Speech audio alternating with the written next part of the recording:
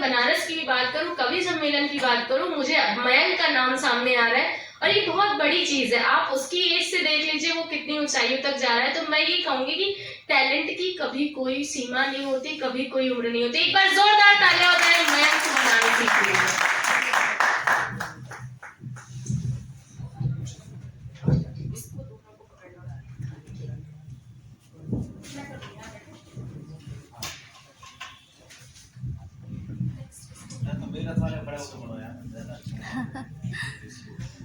नमस्ते, हम मयंक बनारसी।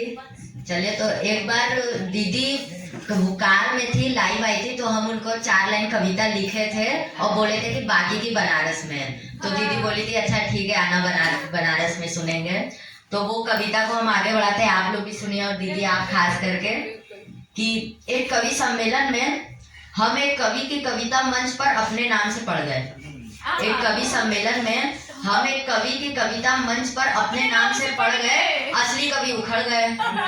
बोले आप हमारी रचना पढ़ रहे हैं। हमने कहा अच्छा तो ये आपकी है तभी तो हम उखड़ रहे हैं, रचना में दम होता तो जम जाती। वे बोले तुमको शर्म नहीं आती, रचना में दम होता तो जम जाती। वे बोले तुमको शर्म नहीं आती। हमने कहा शर्म कैसी, आपने लिखी है जैसी पढ़ रहे हैं वैसी, आपने लिखी है जैसी पढ़ रहे हैं वैसी। अरे ये तो सिर्फ हमारा एक प्रयोग है, आपने पकड़ लिया मात्र संयोग है, वरना हमने बड़े बड़े हाई रेटेड कवियों की कविता हाफ रेट में चला दी।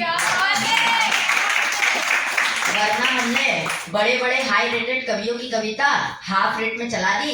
आज तक पकड़ में नहीं आई, इसको कहते हैं उस्तादी। हाँ, कभी सूरदास, तुलसीदास, कबीर दास, जिसकी कहो उसकी सुना दे। कहो तो भाई सनी भैया की कविता सुना दे, तालियां बजवा दे, क्योंकि हमारे साथ ताली बजाने वाले श्रोता भी किराए पर चलते हैं। क्योंकि हमारे साथ ताली बजाने वाले श्रोता भी किराए पर चलते हैं। कितने बेरोजगार तो इसी धंधे से पलते हैं। धंधे की बात सुनते ही बेचारा असली कभी शर्मा गया और अगले दिन से वो भी ताली बजाने वालों में आ गया। आजकल वे हमारे गुण गा रहे हैं, कविता से पेट नहीं चलता था, तालियों से चला रहे हैं। अच्छी चल पड़ी है तालियों की दुकान, जितना पेमेंट उतना भुगतान, गिन कर तालियां बजवाते हैं और कवियों से ज्यादा पेमेंट तो वो एडवांस में पाते हैं। एडवांस मिल गया तो वाह वाह, नहीं तो हाय हाय में जाते हैं।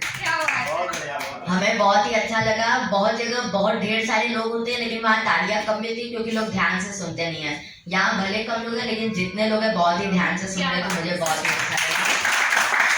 तो चुनाव का माहौल आने वाला है, तो उसके ऊपर एक कविता है कि मंत्री जी कुछ बात सोचकर मुस्कुराए, कुछ अजीब से भाव उनके चेहरे पर आए। उन्होंने अपने पीए से पूछा यार ये डेमोक्रेसी क्या होती है। पीए कुछ झिझका, सकुचाया, शर्माया। अब बोलो बोलो बोलो, डेमोक्रेसी क्या होती है। पीए बोला कि सर जी, जिसमें जनता के द्वारा, जनता के लिए, जनता की ऐसी तैसी होती है, वही डेमोक्रेसी होती है। अब पता नहीं मंत्री जी के समझ में आया या नहीं आया, पर मेरे मन में ये सवाल उठ गया कि ये डेमोक्रेसी क्या होती है। तो मुझे जो मिलता मैं पूछ लेता। तो पार्क के कोने में घास के बिछोने पे लेटे लेटे हम अपनी प्रेयसी से पूछ पड़े कि ये डेमोक्रेसी क्या होती है। वो बोली तुम्हारे वादों जैसी होती है, इंतजार में बहुत तड़पाती है, झूठ बोलती है, सताती है। तुम तो आ भी जाते हो, ये तो कभी नहीं आती। फिर हमने एक विद्वान से पूछा, उन्होंने कहा हमने राजनीति शास्त्र सारा पढ़ मारा। डेमोक्रेसी मतलब आजादी, समानता और भाईचारा। आजादी तो इसमें राम नाम की लूट है, इसमें गधे और घास दोनों को बराबर की छूट है। घास आजाद है कि चाहे जितना बढ़े, और गधे स्वतंत्र है कि लुटी मारते हुए बैठे या खड़े मन चाह करे और जितना हो सके इस घास को चरे। और समानता कौन है जो इसको नहीं मानता। हमारे क्या गरीबों और गरीबों में समानता है, अमीरों और अमीरों में समानता है, मंत्रियों और मंत्रियों में समानता है, संतरी और संतरियों में समानता है। क्या बात है, क्या। और भाईचारा, अगर डेमोक्रेसी में भाईचारा है तो सुनो भाई, आज के समय में हर कोई एक दूसरे के आगे चारा डालकर भाईचारा बढ़ा रहा है। जिसके पास डालने को चारा नहीं है उसका किसी से भी भाईचारा नहीं है। और अगर वो बेचारा है तो माफ करना, इसका हमारे पास कोई चारा नहीं है। अंत में मिले हमारे मुसद्दी लाल, उनसे भी कर डाला यही सवाल। बोले डेमोक्रेसी दफ्तर के अफसर से लेकर घर की अफसरा तक पड़ती हुई फटकार है, जवान के कोड़ों की मार है, जीतकार है, हाहाकार है। इसमें मार की लात से कई ज्यादा भारी हालात की मार है। तो अब मैं किसी से ये नहीं कहता हूँ कि मेरी ऐसी तैसी हो गई है, अब मैं सबसे ये कहता हूँ कि मेरी डेमोक्रेसी हो गई है। तो इतना मन से सुने तो मैं आपको एक कविता, थोड़ी लंबी है पर एकदम कहानी में आप अगर अच्छे से सुनेंगे तो बहुत अच्छी कविता है, कि इस बार कोई घटना नहीं, हकीकत बताऊंगा। रात आधी थी, बात पूरी बताऊंगा। रात आधी थी, बात पूरी बताऊंगा। तो आधी रात जिस वक्त प्रेमी जोड़ों को छोड़कर सारा जमाना सोता है, किस्सा शुरू यहाँ होता है।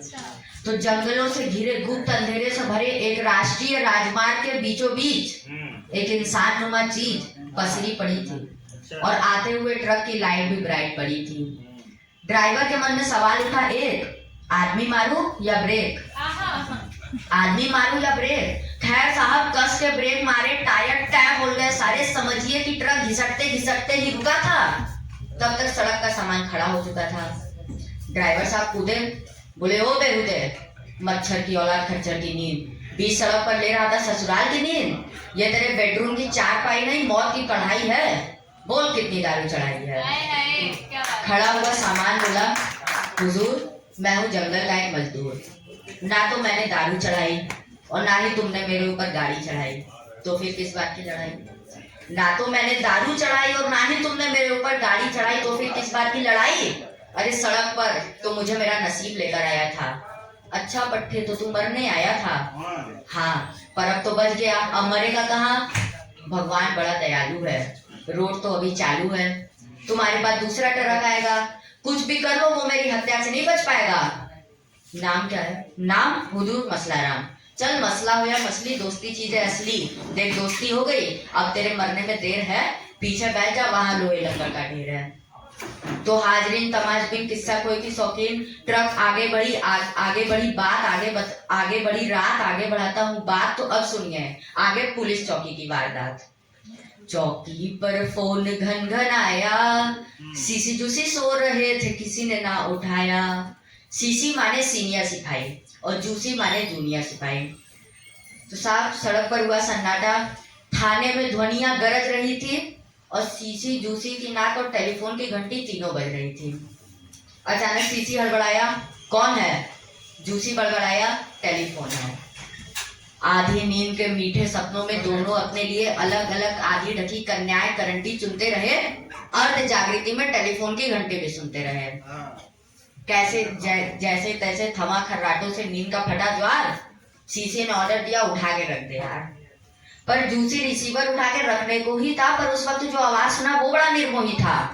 कर दूंगा सस्पेंड, फोन क्यों नहीं करते अटेंड, कर दूंगा सस्पेंड, फोन क्यों नहीं करते अटेंड। जूसी बोला सर वो सीसी सुसु करने गया था। तो तू कहाँ मर गया था। जी मैं उन्हें देख रहा था। दूसरे की सुसु देखने जाता है। नहीं सर वो टेलीफोन सीसी उठाता है। दोनों पे इंक्वायरी बैठा दूंगा, दुनिया से ही हटा दूंगा। सुनो कान से और बोले जबान से। हाईवे पे तेज रफ्तार से धकाधक आ रहा है ट्रक, नीली बॉडी ऊपर काला पर्दा है, जिंदा मिसाइलों से भरा है। रोक दो, ना रुके तो आगे की सड़क पर कील ठोक दो, बर्दाश्त नहीं की जाएगी लापरवाही। यस सर बोलकर स्टूल पर खड़ा हो गया सिपाही। तो साहब ट्रक आया, ट्रक को टॉर्च दिखाकर रोका गया, बोनट पर डंडा ठोका गया, गाड़ी के कागज दिखाओ, पीछे का पर्दा हटाओ, जरूर कोई गड़बड़ है। अरे साहब लोहा लंगड़ है, हाड़ी की लड़ाई का मलबा है, इसी से तो लोकतंत्र की कबाड़ियों का जलवा है। हाड़ी की लड़ाई का मलबा है, इसी से तो लोकतंत्र की कबाड़ियों का जलवा है। न ड्रग्स न स्मैक न कोई आइटम नशीला है। ये गोल गोल क्या है जो आगे से मिथिला है, शायद ऑक्सीजन सिलेंडर है। देख लो साहब मुझे क्या क्या डर है, अरे ये तो बहुत भारी है, ले जाओ साहब अगर आपके घर में किसी को बीमारी है। तो जूसी सीसी ने बड़े बड़े ऑक्सीजन सिलेंडर फेंक दिए, खेत में छुपा दिए रेत में, क्योंकि मिल गए थे सेहत में। अब हरकत हुई उनकी पेट में। जूसी बोला ये कौन। कोने में मसलाराम बैठा हुआ था मौन। अजी ये मसला है, जमाने ने खूब मसला है। सड़क पर पड़ा था, आत्महत्या पर डरा था, मैंने 5 किलोमीटर पहले ही उठाया है, मोहब्बत में पीछे। बोला ये कौन? कोने में मसला राम बैठा हुआ था मौन। अजी ये मसला है, जमाने ने खूब मसला है। सड़क पर पड़ा था, आत्महत्या पर डरा था, मैंने 5 किलोमीटर पहले ही उठाया है, मोहब्बत में पीछे बैठाया है। मैंने सोचा कि शायद कोई किस्मत का अभागा होगा, पूछ लो इससे जो किराया भी मांगा होगा, पूछ लो इससे जो किराया भी मांगा होगा। जूसी बोला साहब जी हम हो गए कामयाब जी। खोल के देखो रिपोर्ट, क्या लिखा था? जिंदा मिसाइल। पूरे ट्रक में यही एक आइटम जिंदा है, पकड़ में आ गया परिंदा है, इसी को डीएक्टिवेट करना है। सीसी बोला नहीं, ऑर्डर के मुताबिक हमें वेट करना है। जूसी बोला साहब जी डंडा हो रहा है बेताब जी, बड़े ऑफिसर डंडे का ऑर्डर नहीं देते और ना उठाओ तो खबर लेते हैं। तो जूसी बोला क्या दुक्का बैठा है पीछे, उतर नीचे, पुलिस वाले हैं, देख मसले को कैसे मसलते हैं। ट्रक से बच गया, अब देख हम कैसे कुचलते हैं। ट्रक से बच गया, अब देख हम कैसे कुचलते हैं। तो जूसी सीसी भीष के 32 ट्रक पर चढ़कर मसला राम की पसलियां लॉकेट करने लगे, मार मार के उसके जान को डीएक्टिवेट करने लगे। जब दर्द हद से गुजरता है तो आदमी के आंखों में तेज दिखता है, वो व्यंग से मुस्कुराता है न कि चीखता है, वो व्यंग से न मुस्कुराता है न कि चीखता है। नहीं हटूंगा, नहीं हटूंगा, भारत का आम आदमी हूँ, एक घटना की तरह घटूंगा। न विधि बचेगी न विधान, न संसद बचेगी न संविधान। गगन में जूसी सीसी रह गए पसीने में नहा के, गगन में गूंज रहे थे मसला राम के ठहाके। नहीं हटूंगा, नहीं हटूंगा, सब मर जाएंगे जिस दिन मैं फटूंगा, सब मर जाएंगे।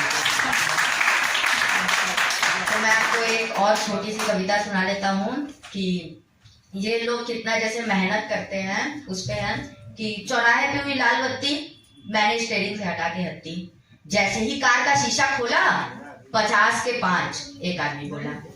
मैं शीशा चढ़ाने लगा तो वो तो हाथी अंदर बढ़ाने लगा। ले लो साहब चीज लाजवाब, टिश्यू पेपर, मुंह पोंछने का कागज। ले लो साहब बहुत सस्ते रेट में, ऐसा नहीं मिलेगा मार्केट में। 50 रुपए में से कमाई का सिर्फ 1 रुपया कमाऊंगा। भीख के वास्ते रास्ते में हाथ तो नहीं फैलाऊंगा। मैं समझ गया कि इसकी बात 100% रॉन्ग है, शायद ये भी कोई कमाने का नया ही ढोंग है, इसलिए उसे टरकाने के लिहाज से मैं बोला अपने फिल्मी अंदाज में कि माल की कीमत है 49 रुपया, 1 रुपया तुम्हारी जायज कमाई, पर जमाने के नाजायज भाई तनिक ई तो बतावा, का हम ऐसे कछुआओ नहीं पूछ सकत मुंह के अलावा।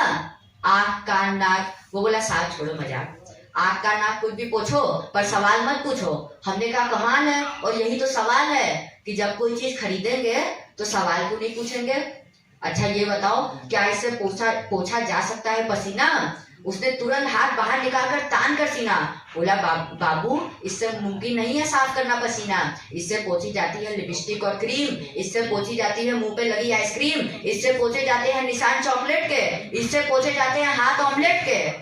कुछ लिया न दिया, फालतू में मेरा टाइम खराब किया। अरे बाबू जो इस कागज को खरीद के लेके जाता है उसे पसीना ही कहाँ आता है।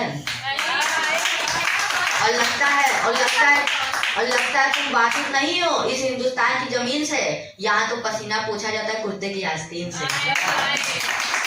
और 50 के 5 डिब्बे बेचने में जितना पसीना आएगा उसमें ये सारा का सारा कागज कम पड़ जाएगा, उसमें ये सारा का सारा कागज कम पड़ जाएगा। मैंने बोला बस।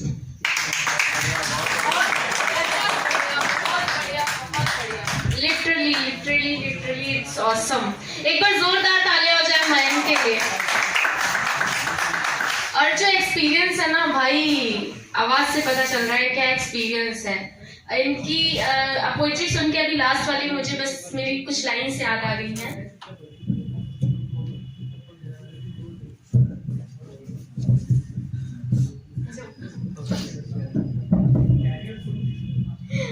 कि कोई खुश है अपने बचपन में, कोई बचपन छीनने पे रोता है, कोई खाता पिज्जा बर्गर, कोई बर्तन धोता है, कहीं बारिश में बनती पकौड़ी, कोई भूखे पेट पानी में सोता है, और कोई लगाता फांसी प्यार में, कोई जिम्मेदारी का बोझ ढोता है। और जलील ना करो गरीब को यार, वो खुदा है, वो सबका होता है, वो खुदा है, वो सबका होता है। और उसी के साथ एक बार जोरदार तालियां हो जाए वंश के लिए।